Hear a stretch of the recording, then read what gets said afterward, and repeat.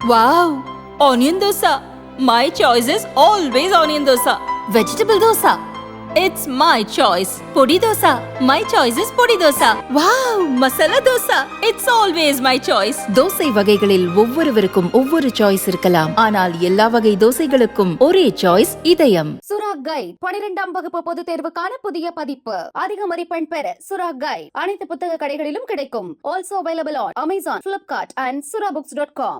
திருச்சியில் நடந்த அமமுக நிர்வாகி இல்ல திருமண விழாவில் டிடிவி தினகரன் பங்கேற்றார். அதன் பிறகு அவர் கூறியதாவது: பெரும்பாலான இடங்கள்ல பாஜக வெற்றி பெற்று மூன்றாவது முறையா பாஜக ஆட்சி வரும்னு சொல்லியிருக்காங்க. எப்படி பாக்குறீங்க சார்? மூன்றாவது முறையாக மோடி அவர்கள் பிரதமராக போவது உறுதிங்கிறது எல்லாருக்கும் தெரிந்த ஒரு உண்மை.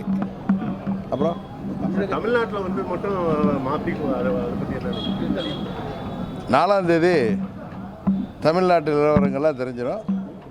அதுக்கப்புறம் நீங்களே உண்மை நிலவரம் தெரிஞ்சுக்கணும். சார், கருத்து கணிப்பு அடிப்படையில் அதிமுகவுக்கு வந்து பெரும்பாலான தொகுதிகள் கிடைக்கல. தலைமையில் அதுக்கு மாற்றம் வரும்னு நினைக்கிறீங்களா? தேர்தலுக்கு பின்பாக தேர்தல் முடிஞ்சது இதை பற்றி பேசுவோம்னா இந்த நேரத்தில் நம்ம எதுவும் அதை பற்றி கருத்து கணிப்புகள் வைத்துக்கொண்டு நம்ம எதையும் பேச வேணாம். தேர்தல் முடிவு தான் 2 நாள் தானே. இன்றைக்கினா 2ஆம் தேதி, 4ஆம் தேதி தெரிஞ்சதுக்கப்புறம் 5ஆம் தேதி இதை பற்றி பேசலாம். மீண்டும் அதிமுக உங்க கட்டுப்பாட்டுக்குள்ள வரும்ன்ற நம்பிக்கை முன்னாடி இருந்தது. இப்பயும் அந்த நம்பிக்கை தொடர்ந்து வச்சிருக்கீங்களா?